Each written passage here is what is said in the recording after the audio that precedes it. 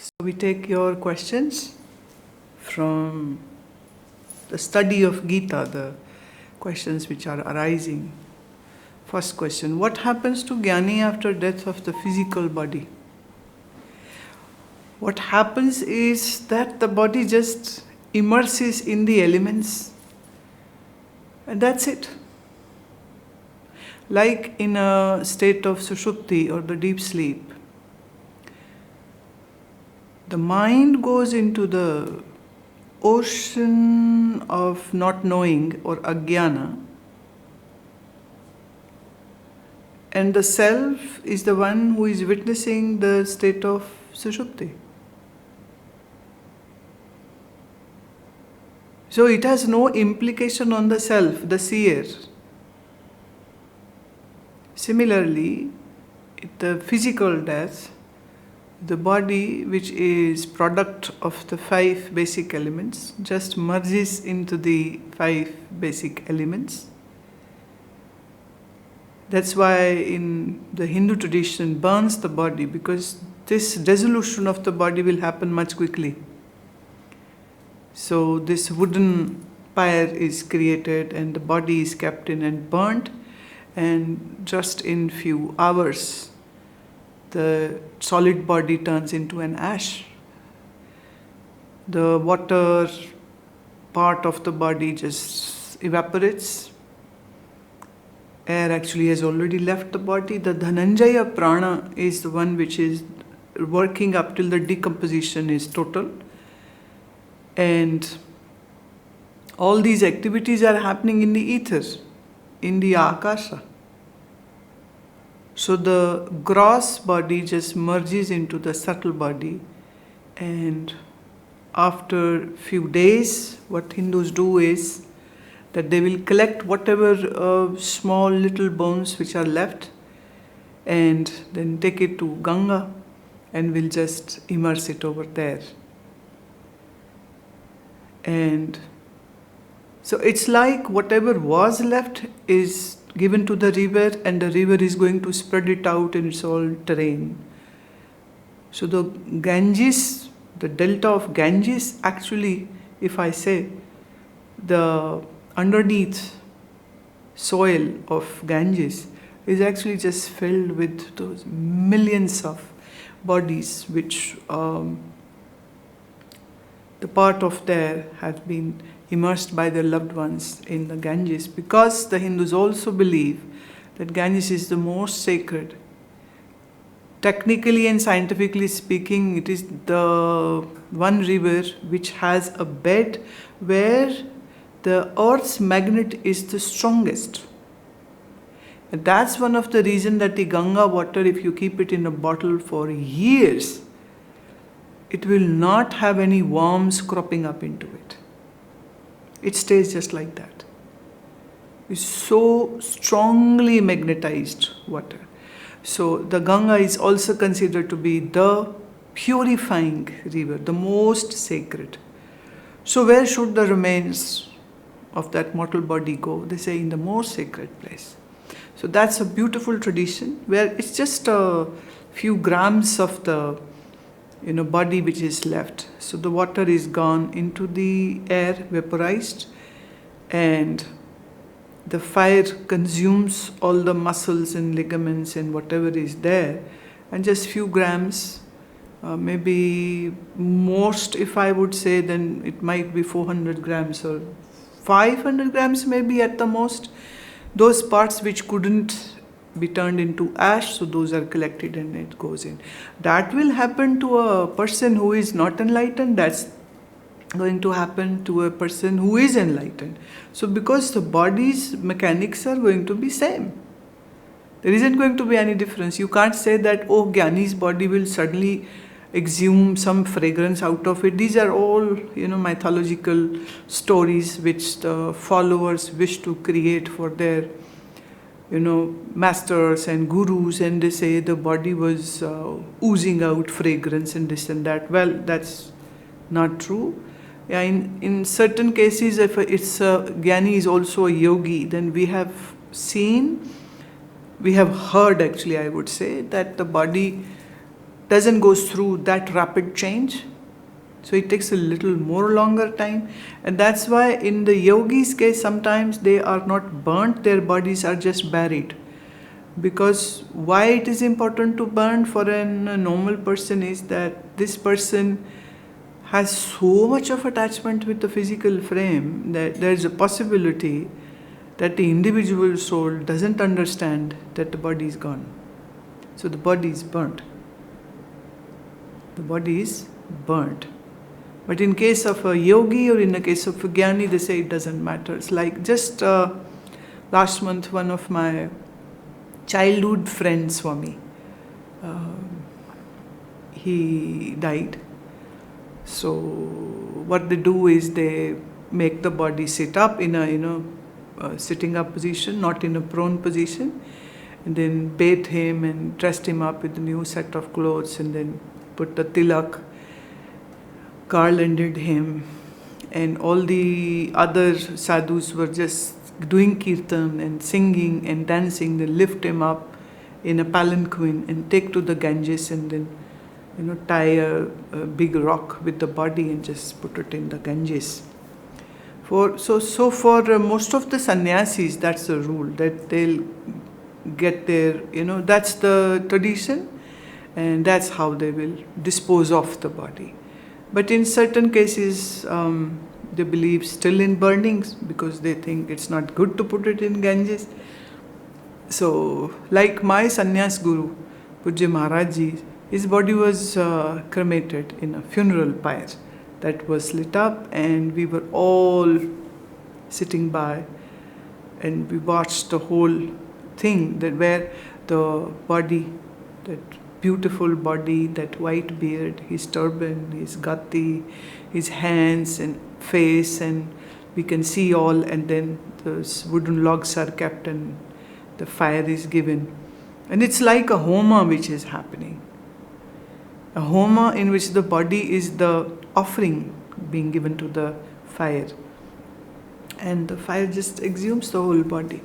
Now, for a Gyani, there is no residual vasanas or strong impressions or desires. Hence, the mind is actually already submerged into that Maya, you can say, and that unit of the mind is already in oneness with the macroscopic Maya. Body just goes into elements. And about the self, that is already Brahm, and there's no change going to happen over there. The self, Atman, is Brahm, Aham Brahmasmi, so no change over there. Question is, the universe is said to be evolving. Does a Gyani evolve even after attaining the supreme knowledge? Now, see, Jnana is happening, the knowledge is happening in the periphery of the intellect. And intellect is something which can always be grown.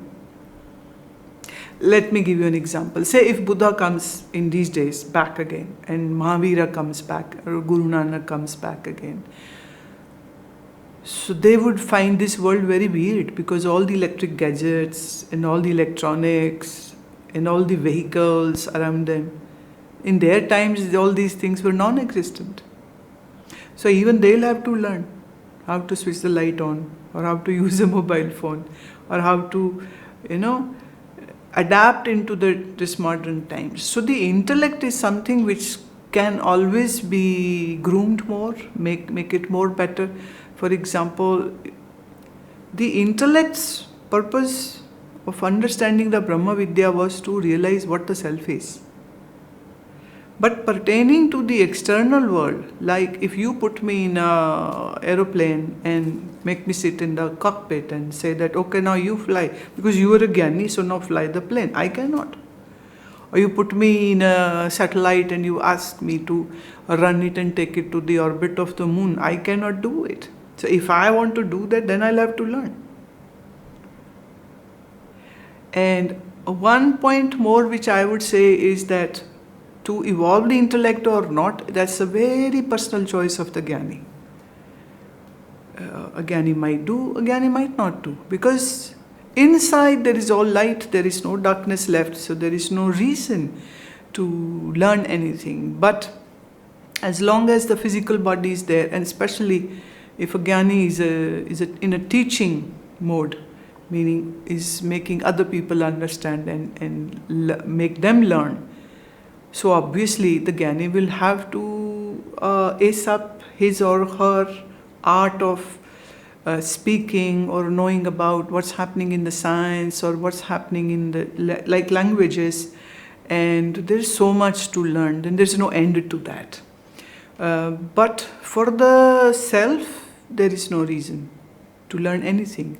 So this evolvement can be just pertained to the external world, or if the person is going to interact with others. Like if somebody comes here speaking French, other than just few words, I don't know. I cannot converse with them. If somebody comes of Spanish, I can manage. But if somebody speaks German, I cannot. Romanian, no. Czech, no. Now, if I want to, so either I learn or I tell them to go and learn English or learn Hindi if you want to understand me. So these are things which have actually no binding onto the Gyani. So that evolvement, if we say, is just to do about the interaction with others, not about self. So in a way there is no need for any kind of evolvement. But if a Gyani is in the public sphere, and so then the Gyani would like to, because a teacher has to have all the tools, right? Question: how does a Gyani yogi experience samadhi? Does a Gyani yogi experience Kundalini energy like in Raj Yoga? See, Kundalini is a very big thing for most of the Westerners, and even in India also there are a section of people who are going gaga over the Kundalini. But in the field of the self-realization, Kundalini doesn't play any role at all. And Kundalini is not something which a Vedantic student should aspire for also. It's just an experience. It's just one of the experience which one gains, and it can also come by blessing, it can also come because of your past spiritual practices, it can also come by, I would say, the mysterious blessings of the divinity around you, or the Kundalini can awaken even in bhakti. It's not that necessarily you have to follow the chakra sadhana to experience that. So Kundalini for a Vedantic student is not something on which a student would like to or should actually waste their time, I would say, because it's just an experience. It's a huge explosion and then it will be gone. So you can have that experience or not have the experience, doesn't make any difference at all. And all those stories which people have been listening or reading about, it's magical and right away this happens and that happens, it is, I would say, more of an exaggeration. And people love those mysterious exaggerations, and they have so many stories, they have so many divine places which they think are hidden in Himalayas, like Shambhala or Siddhashrams, where all these yogis are living, right? And then they said those yogis are not visible to naked eye. And how did you find out? Now the writer is trying to say, I have that great vision and you don't have. So I have seen all those people who read these kind of stories, at the end of the day they get really depressed, because even if they say go to Kailasa or Mansarovar, your own mind can project some things and make you believe that you saw something. But otherwise, what? So it's like, Alice in the Wonderland.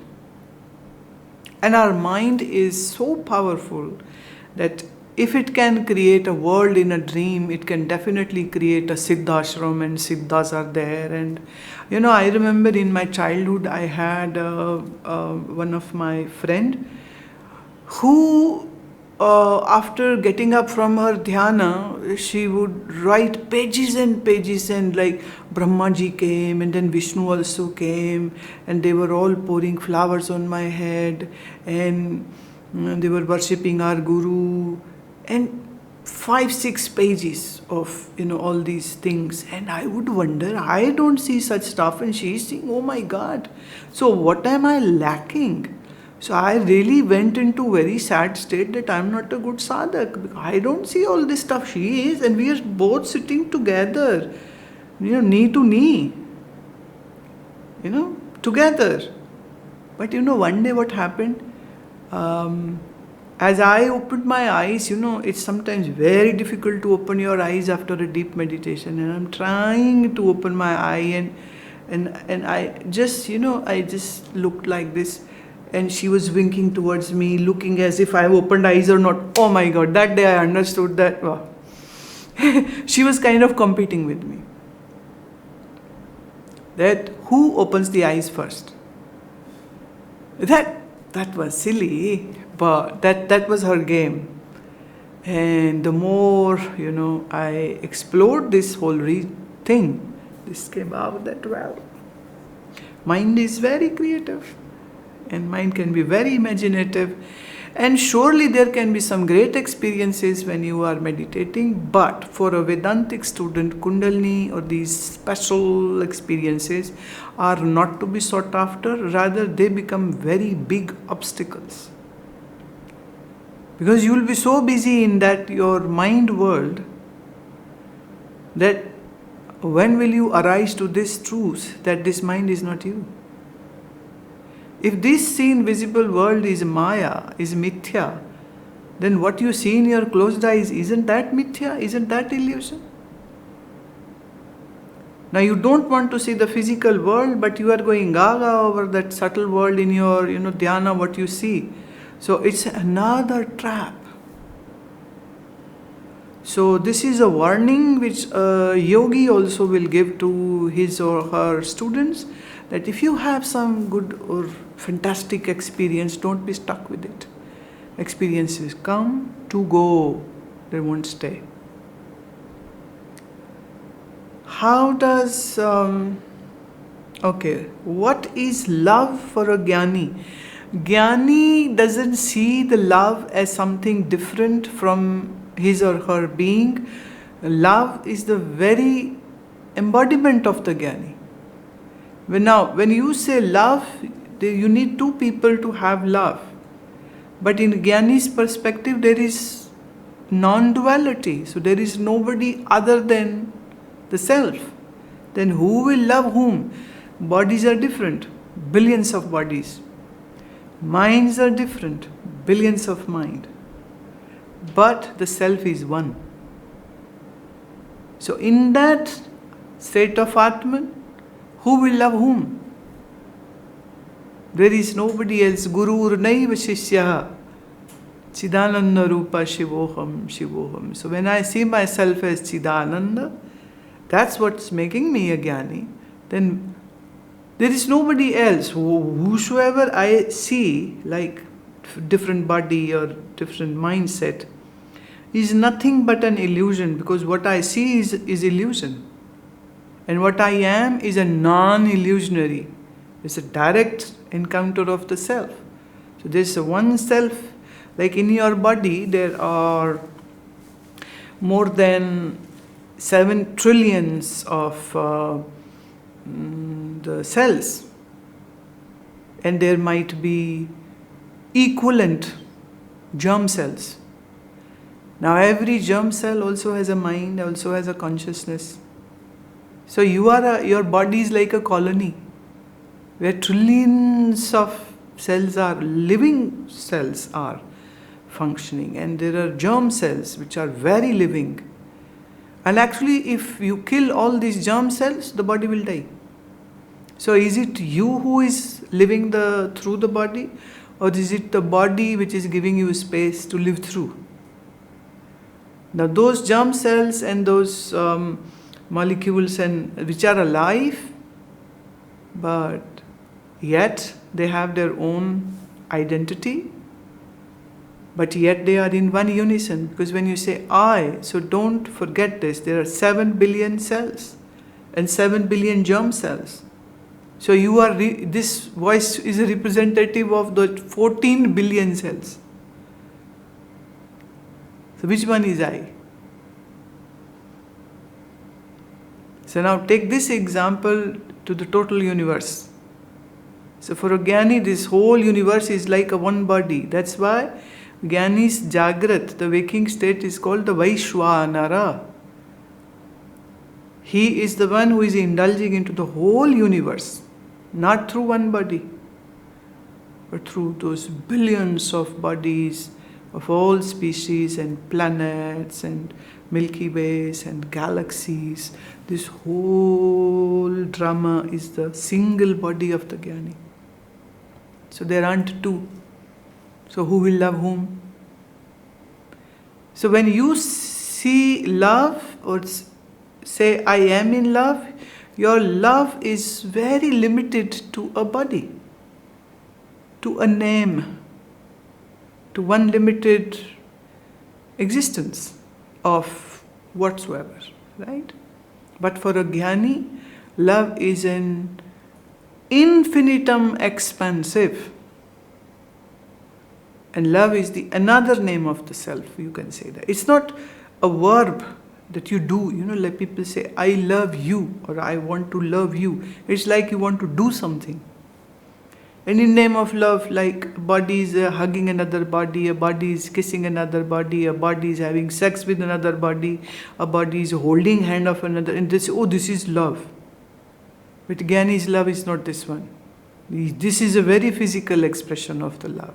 I'm not saying there's anything wrong in that, but Gyani's perspective is very different. Gyani doesn't see anybody different from his own or her own self. Now his or her are not applicable to a Gyani, so maybe I can use the word it.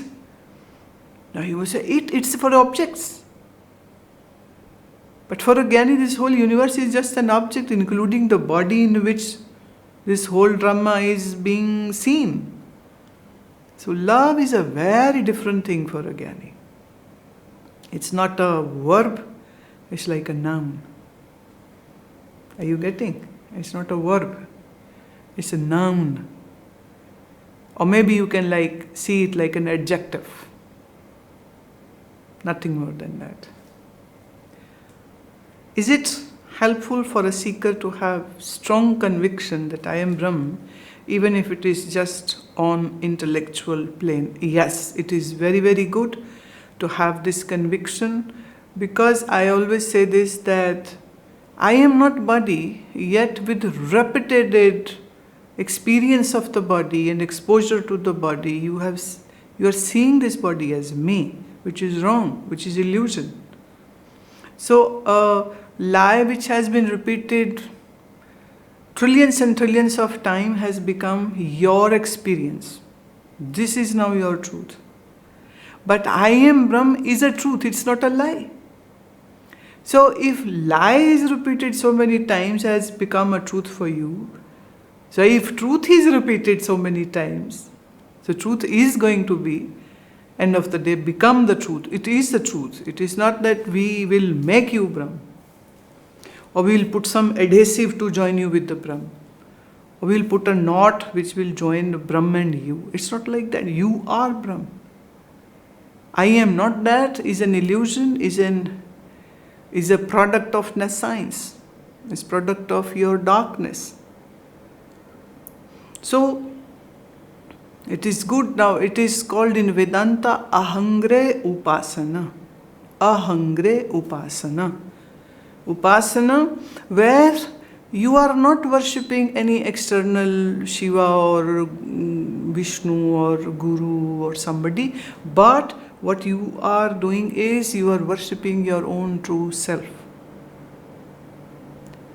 There are no flowers or incense involved in it. It is just the understanding. The intellect is being polished.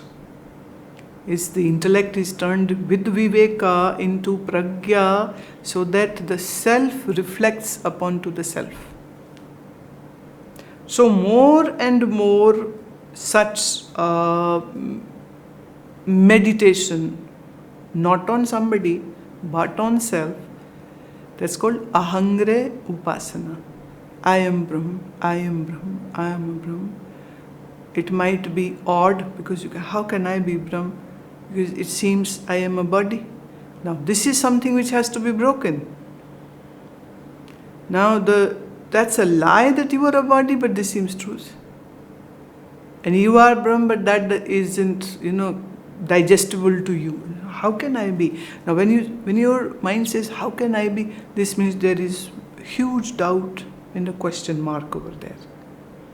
So that question mark needs to be removed by contemplation. That's why it becomes important to listen more and more, more and more.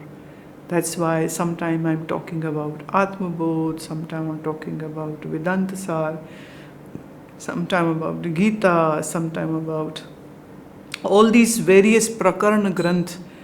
Prakarana means the technical scriptures which are going to make you understand how you are Brahma.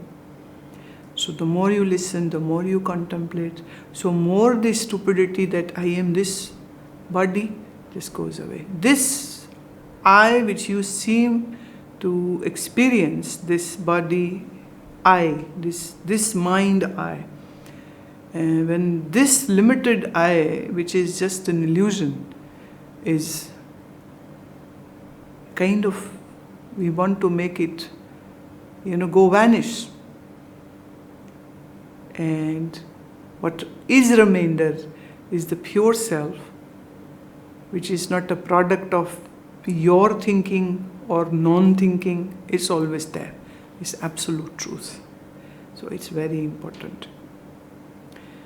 What is merging of Apanavayu into Pranavayu and Pranavayu into Apanavayu? Now this is a technique of pranayam, which involves doing the kumbhaka. Kumbhaka is the retention of the breath. Kumbh means like a pot, like you hold something in a pot, like that the prana is held, or we can say merged. The apana is the downward moving force, and the pranavayu is functioning from your nose to your heart area. So one is going downward, one is working in the upper region of the body. So this is a methodology of retention of the breath. And because if a person is not ready, has not prepared the body properly, then that person cannot practice this. So this is part of the yoga, the Hatha Yoga. So it's a lot of practice is required, purification of the body is required, the nadi should be pure, the breathing should be very synchronized, the mind should be very concentrated. That's why I don't talk about this at any public platform, because it is something which I can only teach to a person who is right in front of me, and then that verbal instructions can be given.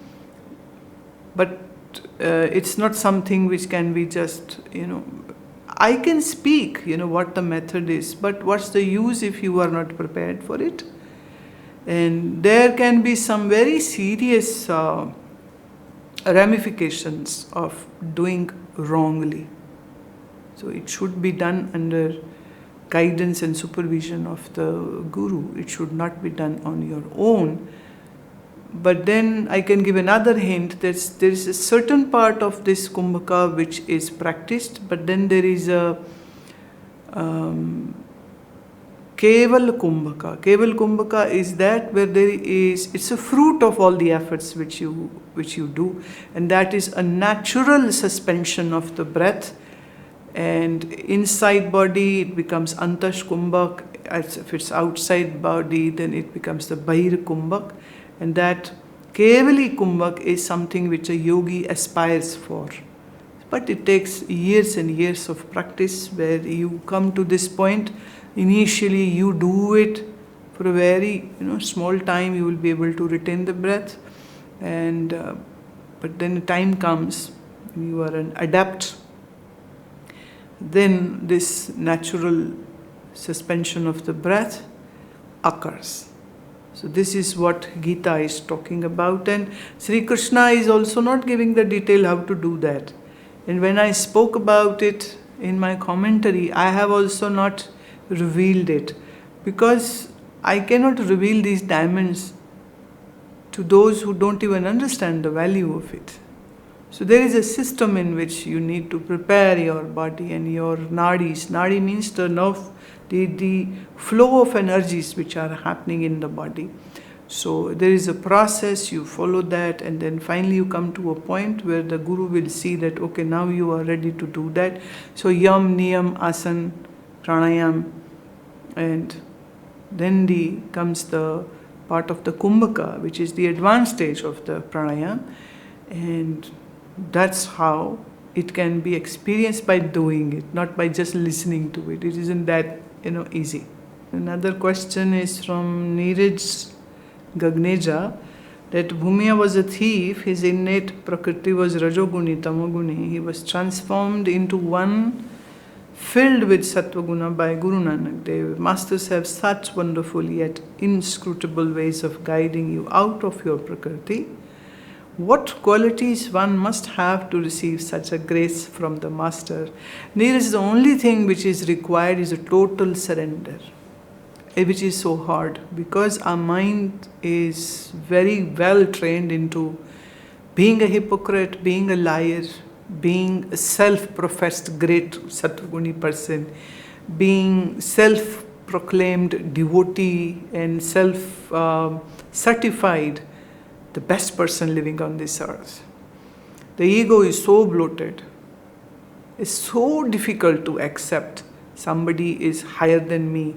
That's why many people run away from the Guru, just because of simple reason, because in front of the Guru it seems to be, so that we are nothing, and we don't like that. Although from the Guru side, Guru never sees you that you are nothing, because Guru knows who you are in your reality, and you are not different from my own self. You are extension of myself. You are like the one water in the ocean, but then there are bubbles, big and small, there waves are there, big and small, but end of the day everything is water. From Guru's perspective, it's just one self which is there in all forms, with all the variety of names. But from people's perspective, Guru is something else, I am something else, and we are so badly trained because of our own avidya, because of our own darknesses, and people around us are also like that. So we are great in lying, feeling I am greater than you, judging others, and filled with superiority complexes, having so many vasanas. Now, who would, come to me and say, I am a liar? No one. Who will say, I am a hypocrite? No one.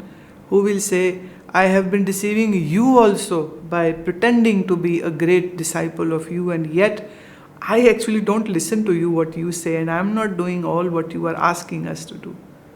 Who will say? Who will accept? It's very, very hard. When I say samarpan, I say surrender, it's like coming clean, being totally naked to the, not physically naked, please don't anybody try to do that it means physically naked. It's not about physical nakedness, it's about like opening up your mind.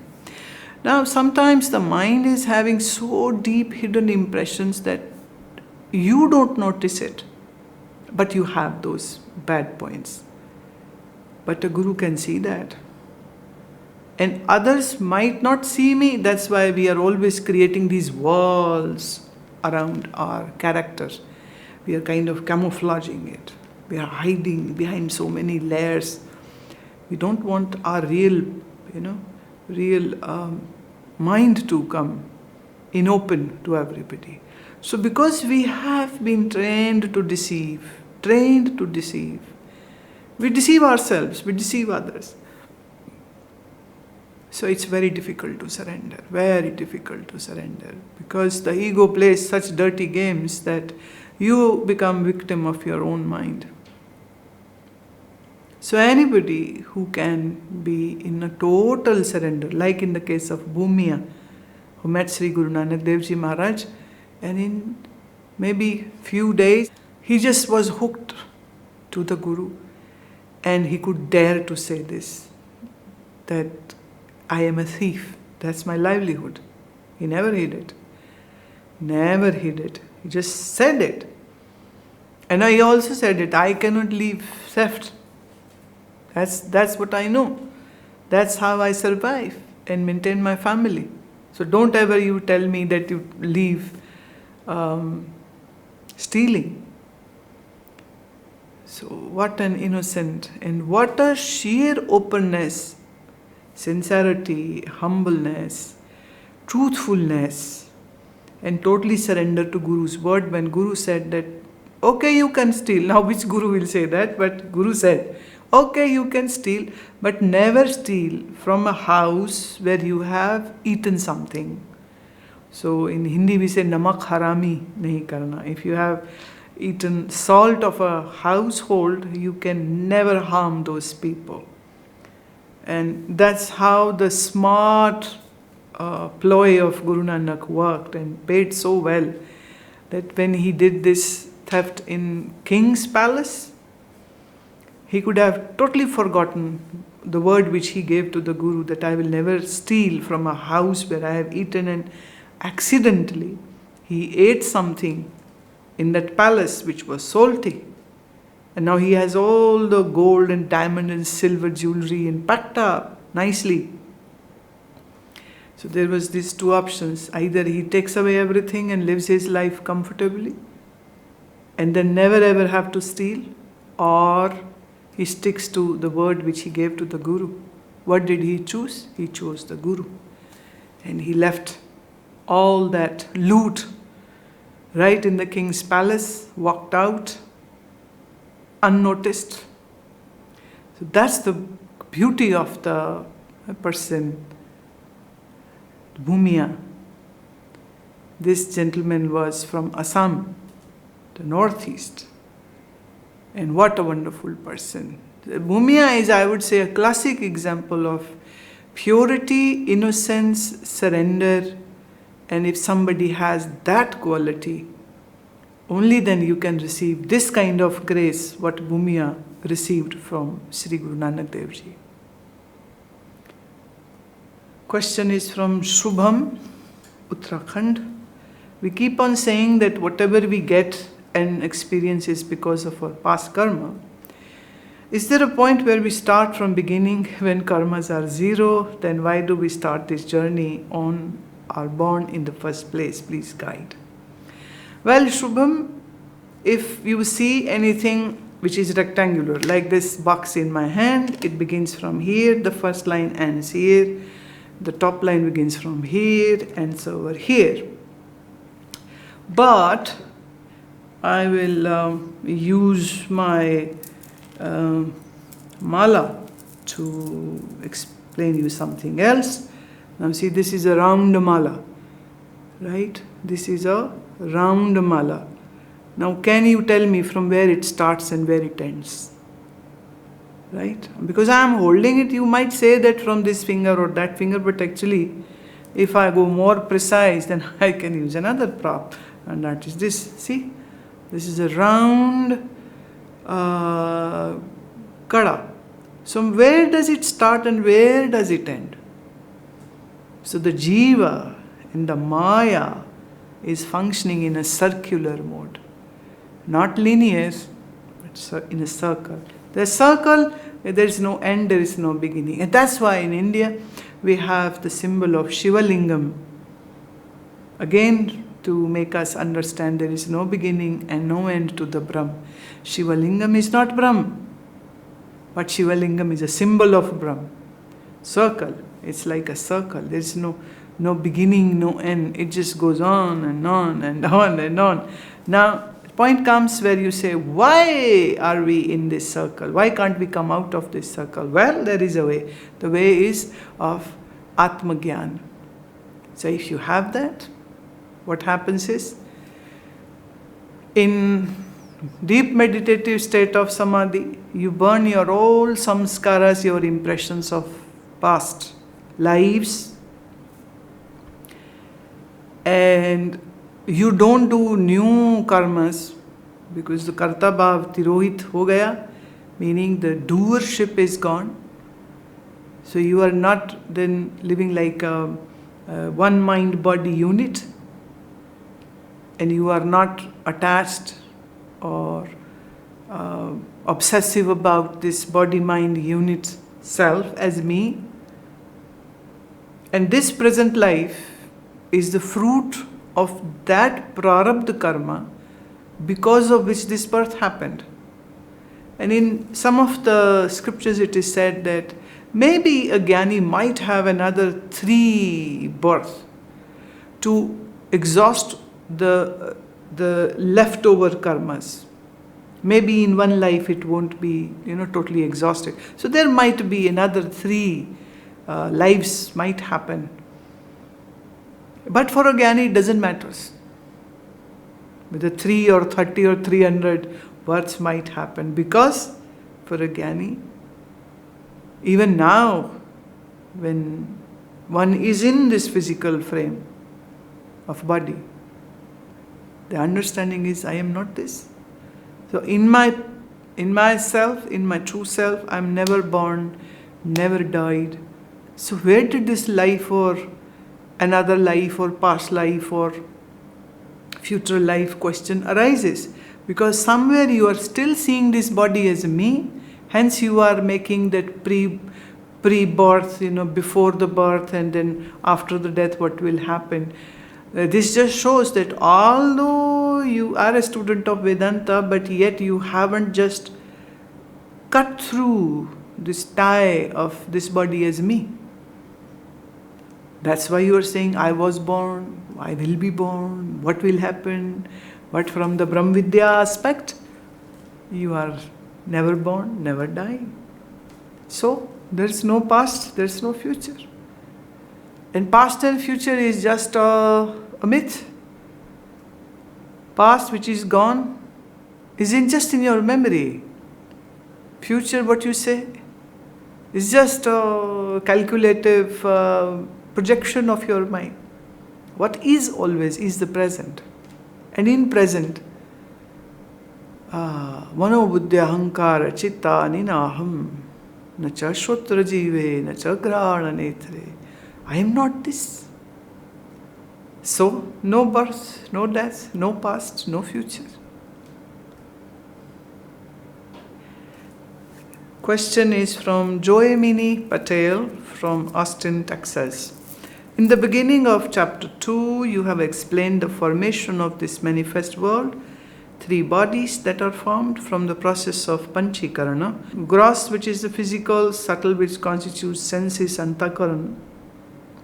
I am not clear about the causal body. You have explained that it comes from avidya, the macroscopic illusion or maya, which is unknown and not perceivable. So how does it come to a part of jiva? If you can explain the causal body for my understanding. Now causal body, if I put it more simply, then I would say a zone of darkness, zone of not knowing. And from this not knowing, this zone of darkness arises the subtle body and the senses. You say, how? I can give you example of sleep. When the darkness of the sleep comes, then arises the whole dream world out of that. And where does it go when the sleep is gone? Well, it goes back into that same darkness from where it arose. And every day in the night, you see this dream world. And from where does it arise? From where does it come? It is coming from the causal. Mind, intellect, ego, and the subconscious, the four faculties of your antakaran. Now when I say the subconscious, now it is that region which is much closer to the causal. Causal is what? The nescience, the avidya. So what is cause of your mind? Now from where did mind come out? We say avidya. What is avidya? We don't know. That is what it is. It's a dark zone, you don't know. Now, somebody said, no, but I want to know. But if you want to know, then maybe try to find out from where the sleep comes and from where the dream world is happening, which you think is real when that is occurring. So it arises from that dark region, and you know what? You totally forget that you are on a bed. You totally forget you're sleeping in a home or hotel or your country or a foreign land. And totally forgotten what happened a day before. All events, all emotions just wiped clean. And this dream world seems to be real. So a pauper can have a dream of being a king. And you can have a dream where your dead relatives are alive again. And you see strange places. Now, who is creating? Your mind is creating. How? Now it is gaining all the information from the subconscious. And doing some mix matches.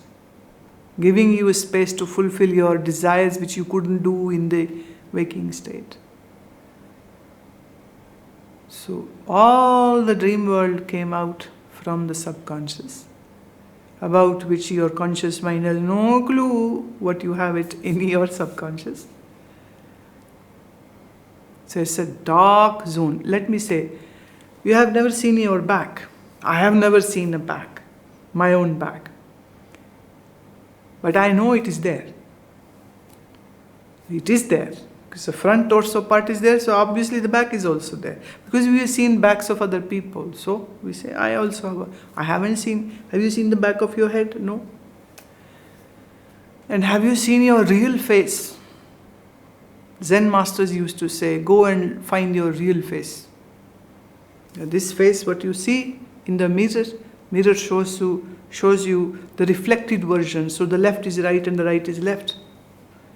Nobody has ever seen their real face. Others see, not you. Yet you assume this is my face. You assume this is my back. You can touch it somehow. But no, you cannot touch your subconscious. It's not perceivable by the mind. What to say about the subconscious? Have you seen your conscious mind? Again, not perceivable, not gross. So the causal body is the avidya, the mool ajnana. From this wave of mind arose with all the faculties. And from this mind arose the Pancha Tanmatra. And then from the Pancha Tanmatra arise the five senses of action and knowledge. That is your subtle body and the five pranas.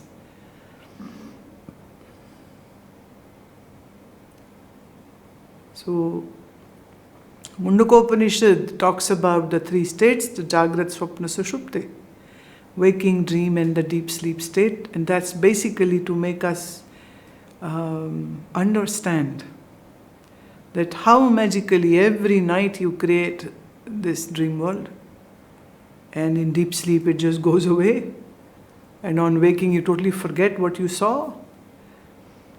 And this happens every night. And so strange. Every time you see a dream, you believe it is true. And every time when the dream is gone, you say, oh, it was just a dream. So this subtle world is a dream created by the causal. And this causal is the reason that the mind is kind of formed with this not knowing idea. I don't know what Brahma is, I don't know what self is, I don't know what universe is, I don't know what my mind will think after 10 minutes. Do you know that? What your mind will think in the evening? You don't know. What your mind will think tomorrow? You don't know. What your mind thought 10 years ago? You don't know. What mind will think 10 years in future? You don't know. This don't know is the causal body. Now that's the base, that's the foundation of the mind. That's why we say, from causal body arose, manifested the subtle body. And from the subtle body manifested the gross body. Usha Sehgal has a question: is Brahm and Atmagyan same or different? Atmagyan or Brahmagyan is one and the same, but the only thing is, until you have the Atmagyan, you cannot have the Brahmagyan. And the day you understand what Atman is, or you come to the conclusion that is Brahm. So one, same, but you begin from knowing who you are, and in this you alone, in this I alone, you find that this I is Brahm. But you need to peel off the layers of stupidity and idiosyncrasies and Agyana and Avidya, and you find who you are. That's exploring the self.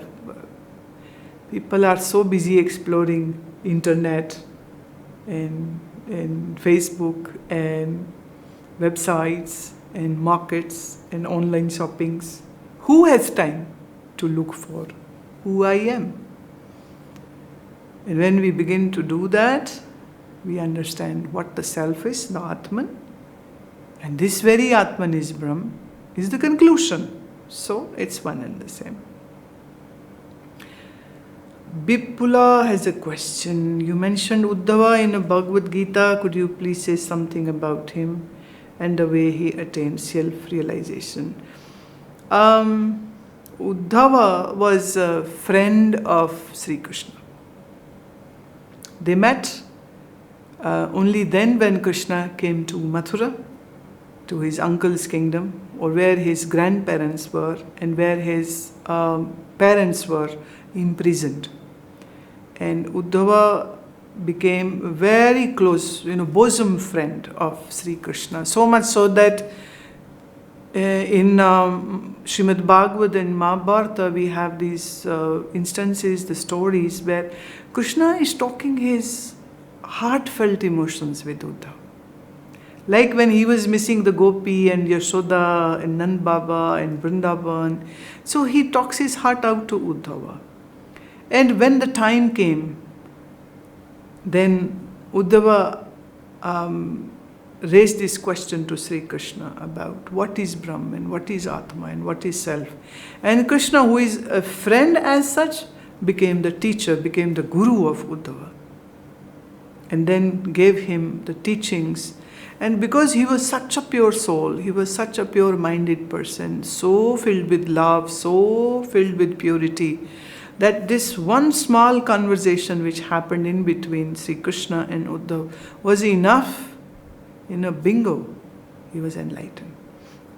And it is said that when Sri Krishna saw that now the time has come for him to leave his physical frame, he categorically asked Uddhava to leave these plains and move to Himalayas.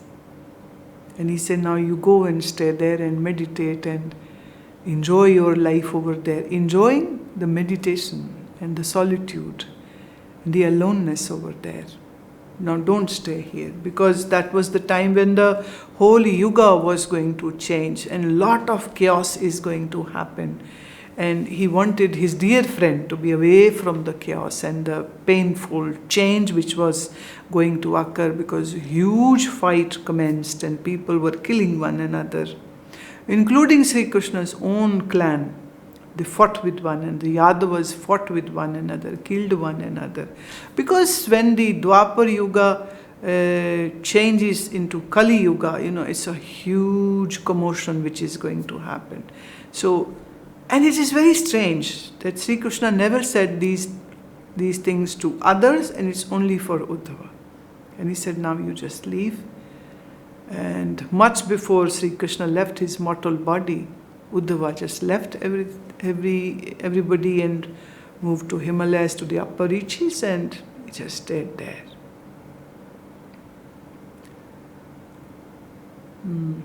You say that to tread the path of liberation, it is required that we need to be in company of Master. But what if we are not fortunate to be in the company of Master? What should be our attitude be? How should we deal with our sadness? Okay, due to this situation. See, if somebody is sad because of a situation that you can't be with the Guru, is not a very good thing. This just shows that there is no deep trust and deep love for the Guru. Because if physically you are apart, like in this Corona times, the COVID times, ashram is still not open, I'm not seeing people. People are crying and sad and all that. But I believe that if you are following the sadhana properly and if you have a deep love and faith for the Guru, then this time of being separate from the Guru can be a very constructive and creative time where you work to find the inner Guru within. Otherwise, sometimes people just obsess about the physical frame of the Guru and totally forget that Guru is not just a physical body alone. I would say that in dharana, if somebody has a deep concentrated mind and creates the dharana of the Guru, then in your mind itself you can see the Guru, do the floral offerings, do the ritualistic puja also. You can have that. That vision can be like a four-dimensional image, as if it is actually happening. So the mind should definitely long for to be in the company of Master, but sometimes it is very important to, I would say, not test your faith, but I would see that if you are left alone and aloof and separated, how does your mind function? Does it get, oh, it's so boring, okay, let's go to bazaar and do some shopping, or maybe watch a movie, or maybe do chit-chat and gossiping, or maybe just sleep, and then we are sad because of something else, but then put that too on the head of the Guru, because Guru is away, that's why I'm sad. You need to really be very... I'm not saying one cannot be sad for the absence of the Guru. Yes, one can be. But if the love and surrender is deep enough, then in your mind and heart you are still very contented, because the Guru is not living just outside. My Guru is residing right in me, in a form of knowledge, in form of jnana. Guru doesn't have to give, blessings by placing the hand onto the head of the disciple and just, oh, now I am having my Guru's blessing. See, the Guru is giving Wi-Fi blessings. Guru doesn't need to appear in physical frame to give the blessings. So if you cannot feel that blessings within you, if you don't feel, oh, I am so fortunate that I know my Master and my Master is always with me, that makes you a good disciple. Yes, you can cry, one can be sad, one can cry, but even underneath this sadness there is this whole contentment. There are billions and billions of people living on the earth, and not all are fortunate enough to meet a Guru, to see a Guru, or to even have this idea that there is a Guru. And to be blessed enough to meet and hear and serve and all that. So that contentment should always be the winning portion and not the sadness portion. If the sadness portion is winning, then please, with the razor eye, do this interrogation of the mind. Is it the sadness of the Guru, or is it sadness of something else? All that backlog of sadness and losses and despairs which mind has is putting everything and giving a nice label. I am missing my Guruji. That's why I am sad. That sadness has maybe nothing to do with the Guru, and poor Guru is being blamed. Because Guru is separated, that's why we are, sad. No, it's not like that. This one of my bhajan, where I sing this, Teri yaad mein jab aansu aankhon se aate hain.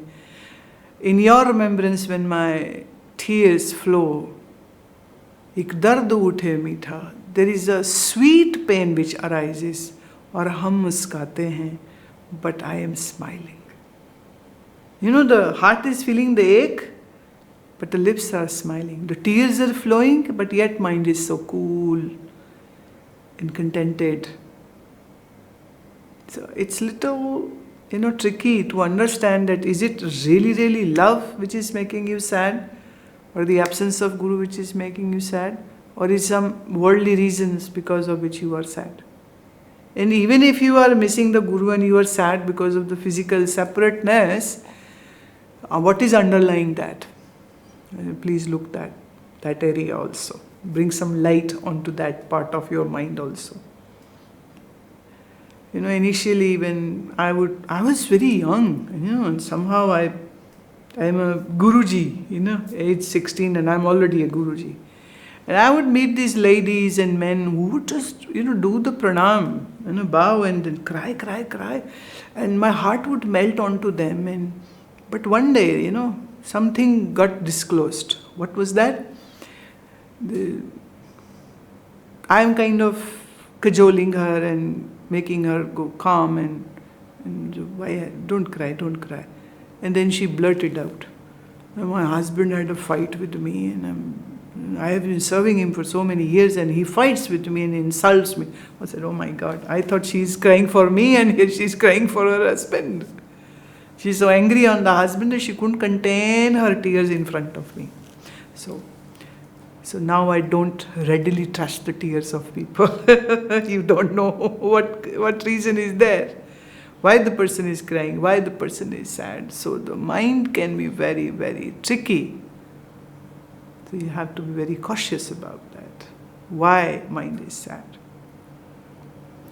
If underlying there is contentment and love and sense of I'm fortunate, sense of I am so blessed, then it's okay to be sad and it is good. Even if you are sad, I would say it is still good, because for lives and lives you have been sad for the worldly reasons. Now at least your sadness is for the Guru. Because Guru means knowledge, Guru means viveka, Guru means jnana, Guru means oneness, Guru means realization of the self, Guru means Vedanta treaties, Vedanta commentaries, right? And understanding and the whole beautiful journey of knowing. So it's okay to be sad. So be sad, no problem.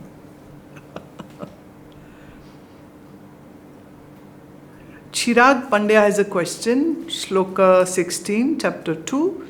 It is explained that mind is illusion, so all attachment and ego is illusory too. It means we are already free, then why do we have to work on mind, the untruth illusion, to know the real truth? Trying to eradicate illusion will be illusory as well. So doing sadhana too, so will be illusion as well. Please help to understand. Dear Chirag, don't fall in this trap of your mind. Your mind is making a fool of you. Mind is illusion, true. But this is what I know. You don't know. You have just heard. It's not your experience. You are just repeating my words. You are just repeating what Gita has said. So until you are established in the real self,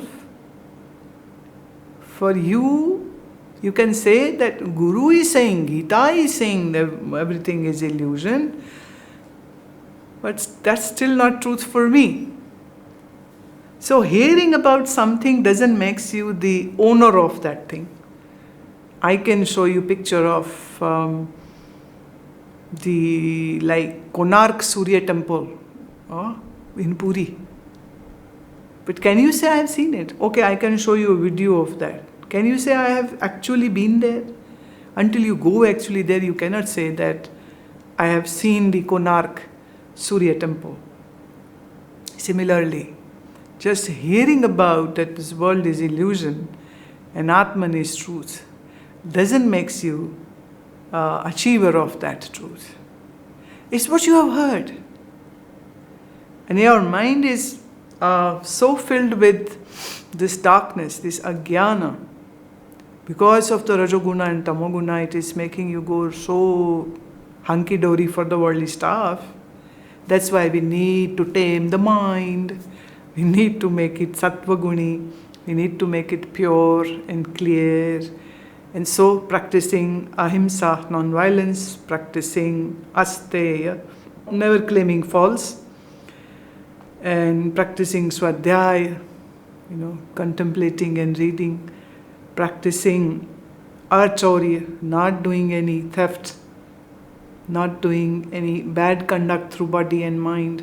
So all the sadhana is basically to prepare the mind and intellect for that direct encounter to the self, which in Vedantic language we call aparoksha anubhuti. I know I am, but I am Brahm is not still being experienced. You have heard it, my dear, but it's not your still experience. Hence, there is a need to do the sadhana. Yes, mind is illusion, but really is it for you? Is samsara really illusion for you? I give another example, Chirag. You go to a restaurant, you read the menu. A menu which displays the pictures of the dishes. By seeing the menu, are you satiated? Can you say your hunger is gone by reading that menu? No. You order, you wait for the food to be delivered, and then you eat. Like I had a little cranky throat. I took a sip of water. I opened this box which has the misri, the sugar candy in it. I picked up one, not just seeing it, I picked up one, placed it in my mouth. And now with the saliva, the irritated throat will be soothed. But seeing me eating the misri doesn't soothe your throat, right? Similarly, when I talk about the Tattva Gyan, Aham Brahmasi, Brahm Satyam, Jagat Mithya, Jivo Brahmeva Napara, you just hear it. That doesn't become your experience. Why? Because you need to first realize it, see it, experience it, and only then you can say, I have realized who I am. For now you can say, I have heard what I am and who I am. By hearing alone you don't become a realized person. It isn't that simple. That you're sitting at home and just reading the book and you get, realized. That's not that easy game. It requires much more than that. So that is why it is very important to know what your mind is, how your mind is, and making it sattvic, making it bereft of vasana, bereft of desires, and creating that zone where mind is totally integrated and concentrated and quiet and calm, and in this equipoise of the mind, bingo, you get the realization of who you are, but not before that. Neeraj Gagneja's question, the Lord says, both you and I have had several births. Lord says that every time when there is a decline or destruction of dharma, I manifest in order to destroy adharma and re-establish dharma. From these statements it is understood that Lord takes birth again and again from time to time. And in chapter 4, verse 9, Lord says that one who knows the transcendental nature of my birth and divine nature of my activities, upon leaving this body, one does not take a birth again, and he attains me. From this statement it is understood that no more rebirth. liberation from the cycle. Now on one hand, Lord is saying he takes birth, manifests again and again. On the other hand, he says no more birth, who attains him. Compassionate Master, please make this clear. Dear Neeraj Gaganeja, I don't know what it is, but nice Gaganeja. Listen to the thunder of the Guru now. One friend was sleeping and dreaming, one friend was awakened, meaning not sleeping. So this sleeping guy has a very nightmarish dream and he's saying, oh, bachao, bachao, bachao, I am dying, I am dying, I am dying. The one who is up looks at that friend and he's just juggling and happy and just having these laughters. Oh, what is he speaking? Finally, he just shook his friend's shoulders. Wake up, wake up, wake up. And the friend came out of his sleep and he said, oh, thank you, you have saved me. Otherwise, I would have drowned in the ocean. The friend says, okay, you can thank me enough. But was there any ocean? Was he actually drowning? No. But yet the sense of drowning was there because in his dream, that ocean was real, drowning was real, so crying was real, that panic calls were real. But for the one who is up, not sleeping, for this person, this was an illusion of his friend in the dream which he was facing. So what will the friend say to the friend who has been shrugged out of his dream, the nightmarish dream? He says, you were never drowning. There is no ocean. So, I have not rescued you. But this friend, when goes to sleep again, and if the same bad dream kind of thing comes up again, he'll be again shrieking, oh, save me, save me, save me, save me. Now this waking friend can say that I have saved you so many times earlier also, and today see again I have woken you up from your bad dream. But every time it was just a dream. So although from perspective of Brahma Vidya, Brahma Gyan, there is no birth and no death. But yet out of agyana, because of nescience, the person thinks I am born, the person thinks I will die, and the person thinks that I don't want to be in this cycle, please save me, save me, save me. So this awakened friend is who? Is a Sri Krishna. The sleeping friend is who? That is the Arjuna. So Krishna is saying that I have saved you so many times, we have met so many times, and every time I have rescued you from a dream world, from an ocean which was not there,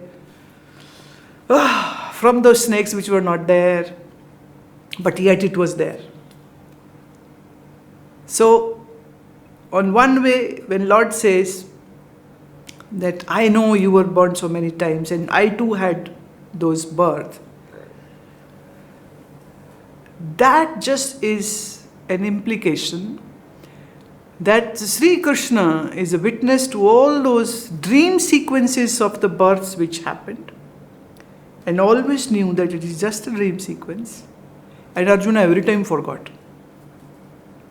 Secondly, when Lord says that one who attains the Atman just merges in Brahm or is one with the Brahm, hence there is no birth, even that is true. Why? Because the mind which was thinking that I am born, that mind gets this revelation that the birth actually never happened to the Atman. It is just a manifestation, and because of our stupidity we consider that body as me and we think, oh, I am born. But Atma Gyan gives you the understanding that even when you were thinking that I am born, you were never born.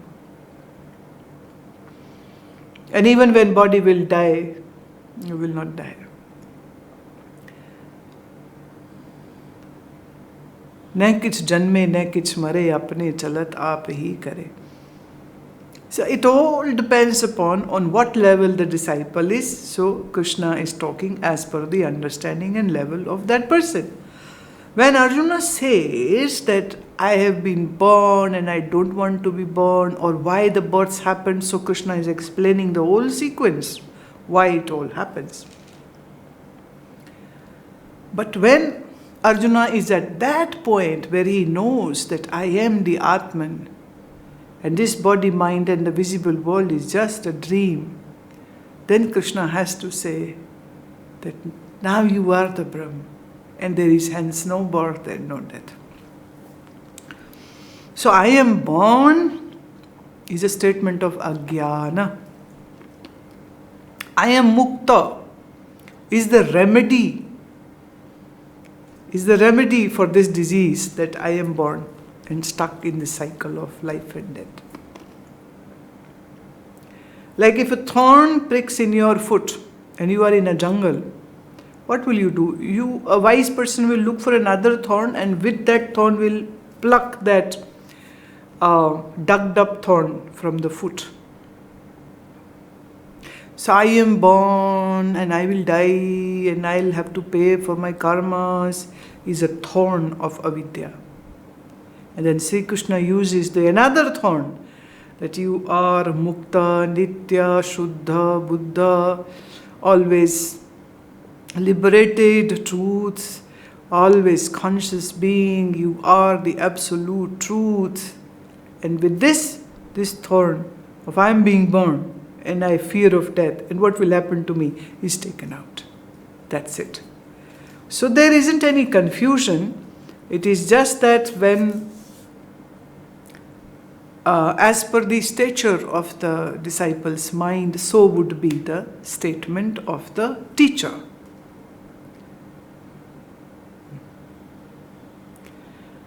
Ripan Sandhu has a question, please enlighten that what are Mahat and Tanmatra and being subtle, and how are they related to the physical Pancha Bhuta? Mahat just means the supra-cosmic mind. Mahat means mind. One mind which you have is one unit, is the individual mind. And Mahat means the big mind, you can say like that. And from this big mind arises the Tanmatra. Tanmatra is the sight, sound, smell, etc. All these five, first they arise. And from them arises the sense of hearing, meaning the karana, sense of seeing, eyes, senses of smell, that's the grana, nose, the sense of taste. So there is the Pancha Tanmatra comes first and then comes the senses. That is the sequence. That is the sequence. Now you can see the nose, but can you see the sense of smell? How that power is working? The blind person has eyes. The physical structure is there, but can't see. And sometimes when somebody has a glaucoma or cataract, and a bad one, cataract, so they lose their ability to see. Or in old age, they lose the ability to hear. The ear is there, the drum is there inside. The three bones are there, but still there is no hearing.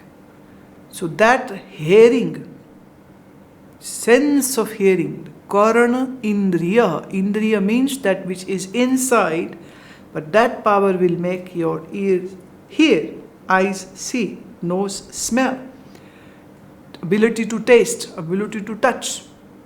You see, skin is there. You can feel heat and cold and soft and harsh, rough. But if somebody has a paralysis, then the skin is there, but yet that person cannot feel what's happening. What happened? This person has lost the ability, the sense of touch. So that which you cannot see or touch or is gross is called subtle. Hence your indriyas are very, very subtle. Now let me say like this. I give you one example. You can see the flower.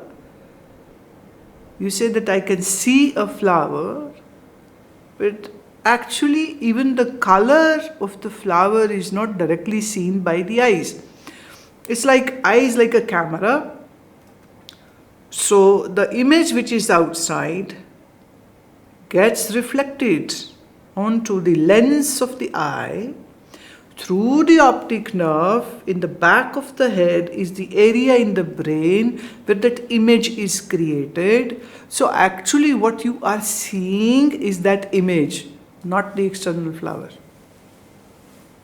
Same goes, there are sound vibrations outside, it goes into your ear canal. Over there is the auditory nerve which carries the nerve impulse to the brain, in the region of the brain where the sounds will be analyzed by the brain, and then you say, I heard this.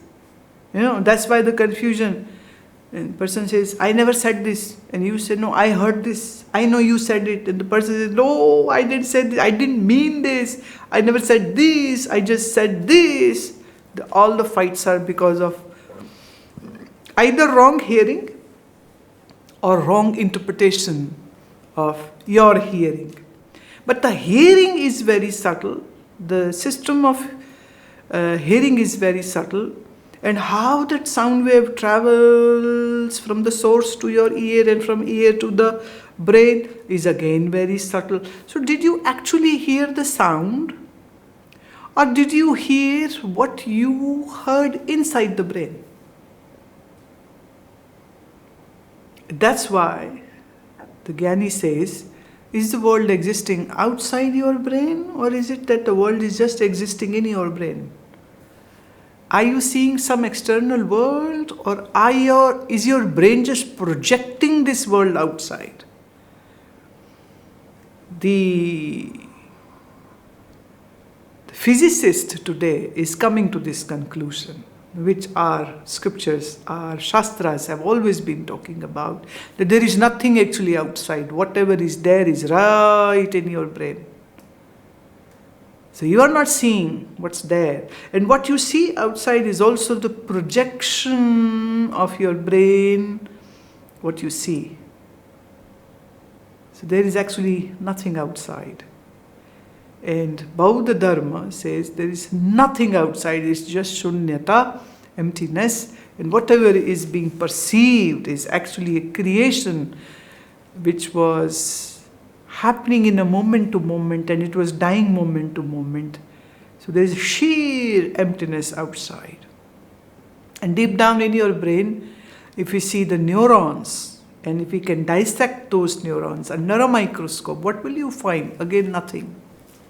So there is nothing. So if somebody says there is nothing in your head, don't be angry that the person is insulting. The person is saying a very fundamental, phenomenal statement. There is nothing in your head. Okay, yes, I know that. Thank you very much. And there is nothing outside. It's just the projections of your mind.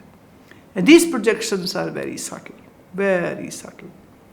But they are coming out of Mahat. Mahat is mind. It's a mind which is projecting. So the mind is projecting, or we can say from the mind arose the Pancha Tanmatra, and from Pancha Tanmatra arose the senses, and from that we see all this world of name and form. And we think it is outside there. No, it's right here in your head. It's a huge thing, whole universe. I'm recalling one Swamiji once went to an optometrist, and he said, Swamiji, it seems your eyesight is weakening. And he said, can you tell me what you can see? And Swamiji said, I can see sun and moon and stars. I can see all the things. And how come you can say that my eyes are weakening? I can see everything, a mountain.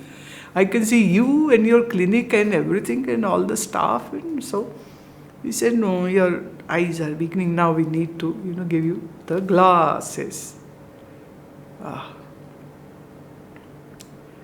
Another question from Neeraj Gagneja.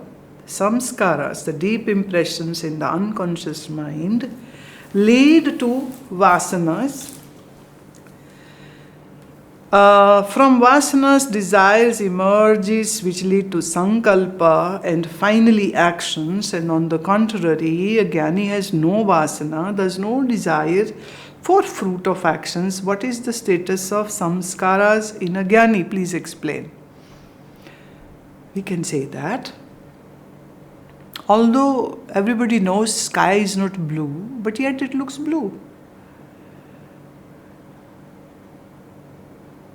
So that blueness of the sky is not a fundamental truth.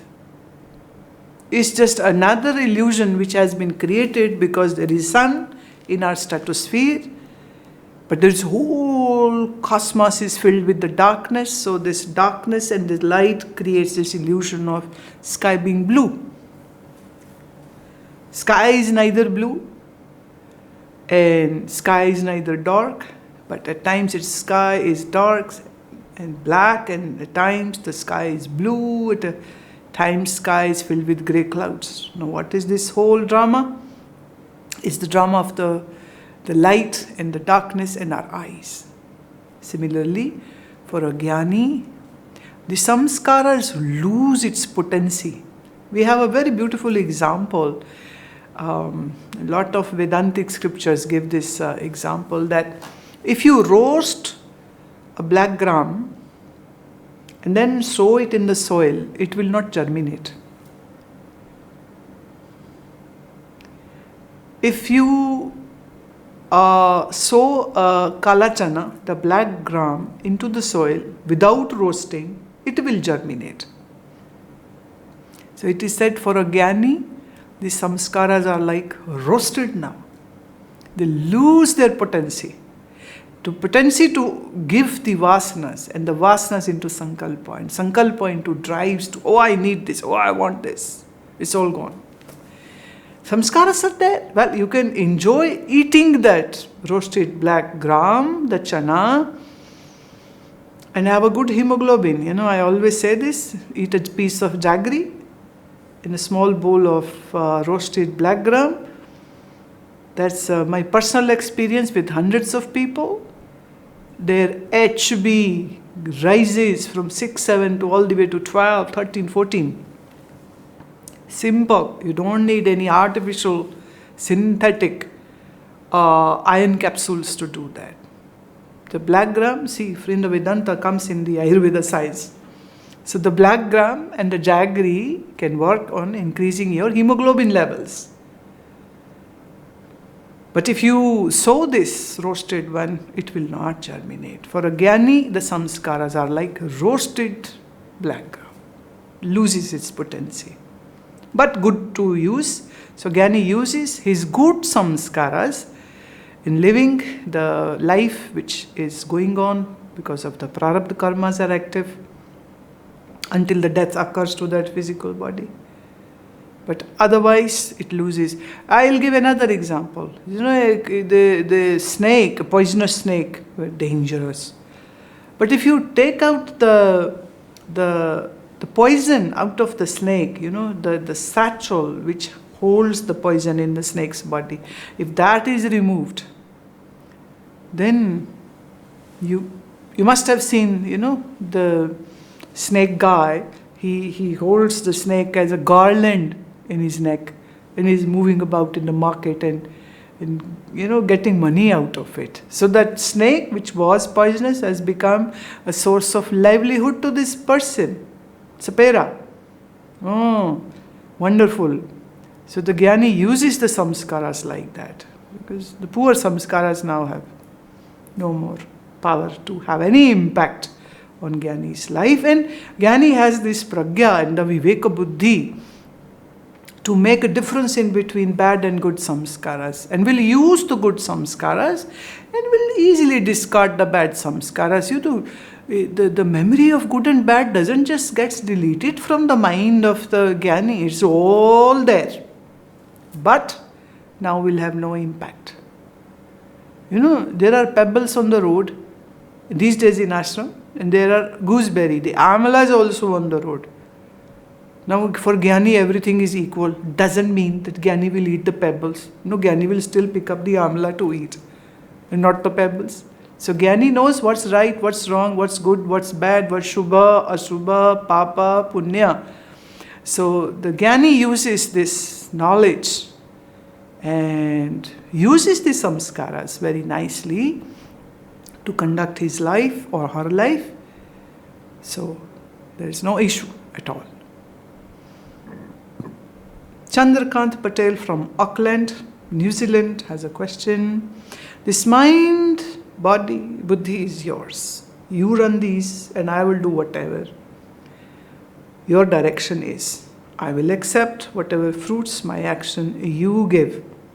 Then Adhyaya 5, page 49, Paramatma does not inspire anybody to do any karma, and neither does he give any fruit of his karma. Please explain this contradiction. Now, the contradiction is not there, dear Chandrakant. It's just in your mind. And we'll make sure we blow it off. Ishvara, the Maya Vishishta Chaitanya, does not interfere into choices and decisions of the individual soul, the jiva. And that is what the freedom of a jiva is. But the jiva, out of love, devotion and understanding, surrenders to Sri Krishna and says, now I will do whatever you will ask me to do. Now this is an expression of surrender and love. It's not like the Krishna is the puppeteer and Arjuna is saying, from now I am your puppet, you make me do whatever. It's not like that. It's more like an expression of love and surrender of Arjuna to Krishna, that I originally don't have any desire to win a war or be a king. I am desireless. But you say that that's my duty, being born as a prince, and I owe this to my society and family, hence I will do it.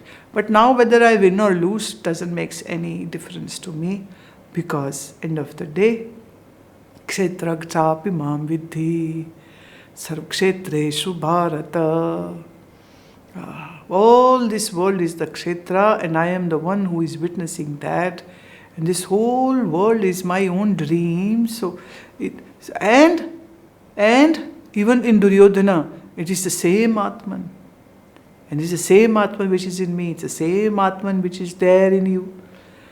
Yumam pashyati sarvatra sarvam chamai pashyati. The one who sees one in all is never separated from Krishna. And Krishna is never separated from this person. So it's more of like a surrender of a disciple to the Guru, of a jiva to the Ishwar. I will do as you ask me to do. And mind you, Arjuna never wanted to fight the war, but because of Sri Krishna's understanding which he received, he says that now I will abide to whatever you say. When I say that Ishvara is not going to inspire or to do any karma, neither he will give any fruit of his karma. Over here, the word which I have used, and even you have written, is Paramatma. Paramatma means the absolute truth, the Brahma. So there is no connection in between Jiva and Brahma. What I am talking about, the Jiva and Ishvara. So Jiva is saying, I surrender and I bow and I'll do whatever you say. So Krishna is the Ishvara, Arjuna is the Jiva. The next statement where I have said that Paramatma is not going to interfere or inspire or motivate, there I am talking about the Brahma, the absolute truth. I am not talking about the Ishvara. So don't confuse that. When you consider yourself as a Jiva, obviously there is a Ishvara. And for Ishvara you need to surrender and also listen to what he says. He or she, whatever you like. So what is desire of Ishvara is very well documented in 4 Vedas and Upanishads. So, in other words, we can say what Upanishads say, listen to that and follow that. What our Shastra says, Dharma Shastra says about our conduct, listen to Shastras, do accordingly. Don't do the Papa Karma. Don't do karmas which make you a Pamar or Vishayi. Right? So when we say about Paramatma, the Parabrahm, no interference. Is neither the giver of any fruit, nor is a motivator, nor is going to interfere. It's an absolute truth. It's the Adharadishtan, the substratum of this universe. But when we say Ishvara, then what is that? Brahma, a reflection into the Maya. So reflection, Maya and Brahm. Three components. Maya Vishish Chaitanya Ishvara. So this Ishvara has everything to do with the Jiva. Hence there is no contradiction, it's just more clarity was needed. I hope, Chandrakant, now you have received it. Garima Sethi, I have a question from Gita as it says, we shouldn't try to stop our thoughts. Just watch them. Is the subconscious mind clearing itself by forming thoughts? I appreciate hearing back from you. Now there is again a little confusion which is there, and that is when I say that don't forcefully stop the thoughts, because you cannot force your mind to stop. When I say allow the thoughts to happen, I am not saying that allow the mind to be reckless. I am just saying that if you understand that you are not mind, and you are the witness of the mind, then whatever goes in the mind will not have any impact on you, because you have not associated yourself with the mind and thoughts and the emotions and the memories which are there in the mind. So if this drashta is clear, and I am the drashta, the seer of the mind, then actually mind loses its potency to be reckless and to be lost and be tamoguni or be rajoguni and be chanchala, be wavered and wandering. The wandering mind is the sign that mind is lost in its stupidities. Hence, when mind is a sattvic, there would be less thoughts in your mind. That's the best sign to check whether your mind is sattvic or not. If your mind is having a compulsively race of thoughts occurring in your mind, then it is a sign that you have a very rajoguni mind. So when I say don't try to stop your thoughts forcefully, which you will fail to do if you even try to do, the mind will give you, kya bolte, dobi pachhad. You know, the wrestlers have this hook.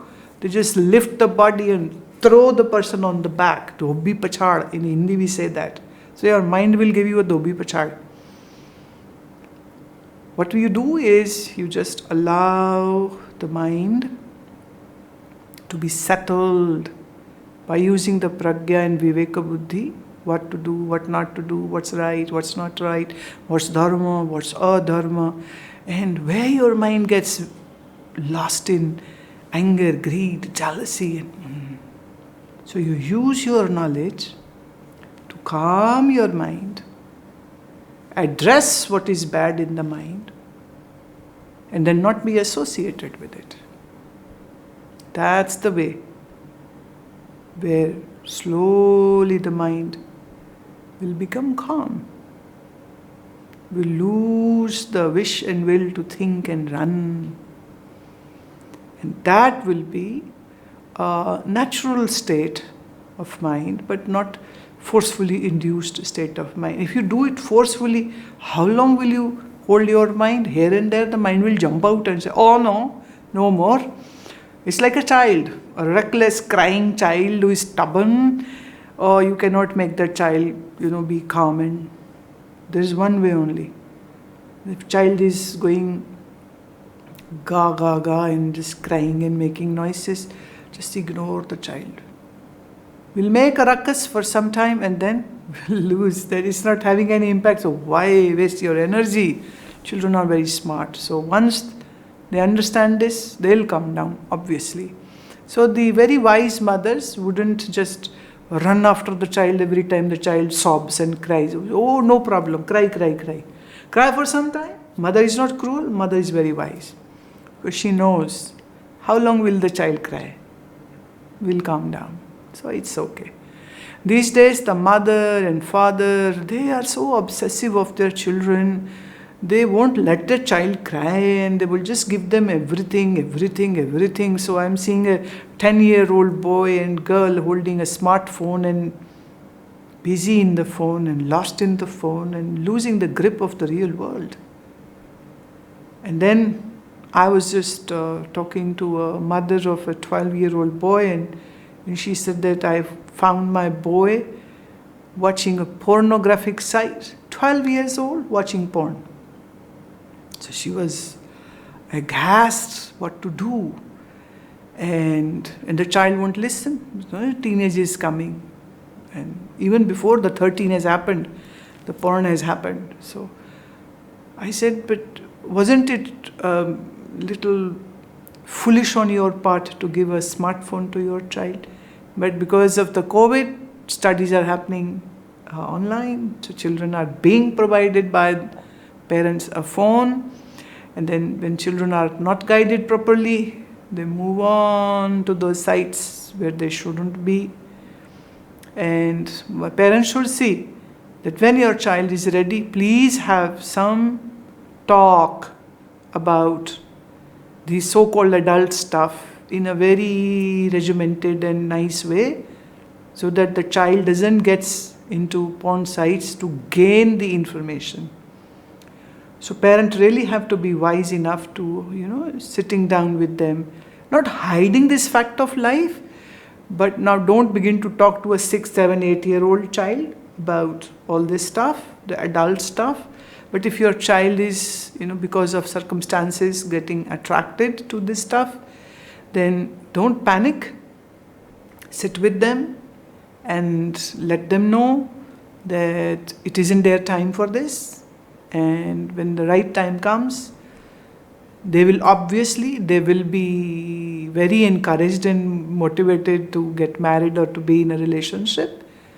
But 12, 13, 14 is not the age to be on the porn sites or to experiment what they saw. And there's very pathetic times in this way, because children are exposed to this tabooed stuff in a very early ages, and that's why just recently there were some rape cases where a minor is raping another minor.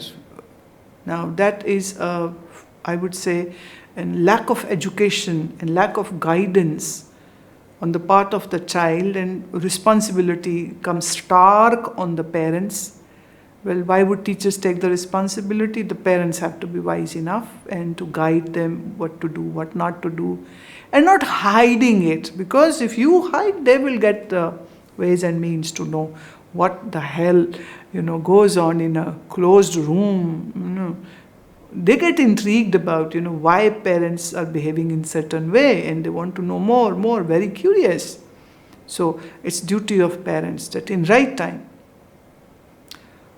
don't be ashamed if your child is looking at porn. Don't be ashamed. Okay, ask him to watch in front of me, and then explain him all the biology of the male and the female body, and also the implications of before time if you go into it. What will it do to you, and how it can hamper your studies, and how you will lose your abilities to learn and explore the world. And this is not everything.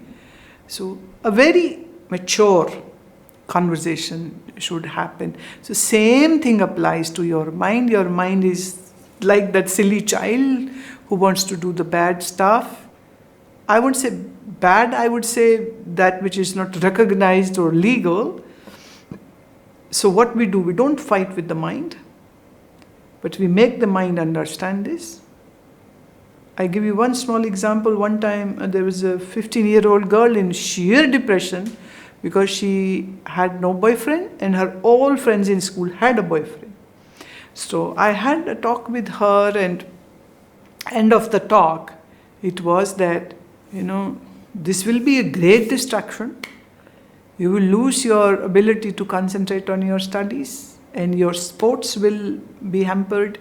And she wanted to be a baseball player, And I said, well, that will hamper, because you will not be exercising enough, you will not be eating enough, and you won't be practicing enough, and you won't be giving enough time to your studies, and you will lose on to become a sports person, lose on to have a degree, and the culmination of your so-called boyfriend-girlfriend relationship would be you get married, and then you get pregnant, and then you have a child, and you are a child yourself. So how will you take care of cleaning, grocery, washing, baby crying, baby waking up whole night, and you can't sleep, and you'll have dark circles under your eyes and lose your, She said, no, I don't want a boyfriend. Well, thank you very much. The parents were very happy, and they were, really, really happy and thanking me for making the child understand. So same approach, please have it with your mind. Don't forcefully put it into a silent mode, it won't go. So just be wise enough to see mind is not me, and I am the seer, the witness of the mind. And mind knows the difference in between dharma and adharma. And mind knows what would be the culmination if I go into adharma. And then playing all the cards in front, and then choosing to act wisely. So more sattvikta, more gyan, more knowledge means more calm mind.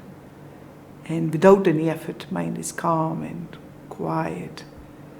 And without any effort, you can then sit in a meditative state for a longer time and reap the fruits of dhyana and have a beautiful life and beautiful mind. But never forcing anything, allowing it to bloom into silence.